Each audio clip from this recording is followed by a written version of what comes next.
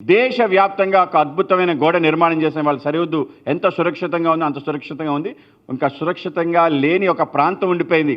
12 సంవత్సరాల్లో దాన్ని కూడా పూర్తి చేసి ఇవాళ వెస్ట్ బెంగాల్ ఏదైతే బంగ్లాదేశ్ చుట్టూండి అన్ని రాష్ట్రాల్లో ఇవాళ భారతీయ జనతా పార్టీ జెండా ఎగరవేయడంతో ఆ ప్రాంతాన్ని కూడా రక్షించుకునే విధంగా చొరబాటుదారులు రాకుండా, తీవ్రవాదులు రాకుండా, అలాగే ఇతర కార్యకలాపాలు జరగకుండా ఒక వ్యవస్థను నిర్మాణం చేసే అవకాశం 75 సంవత్సరాల తర్వాత మనకి రావటం జరిగింది. ఆ విధంగా ఇవాళ మొత్తం బెంగాల్ యొక్క విజయంతో దాన్ని కూడా పూర్తి చేసుకోవడం జరిగింది. దేశం సురక్షితంగా ఉంది అని తప్పనిసరిగా చెప్పే విధంగా దేశం ముందుకెళ్ళింది.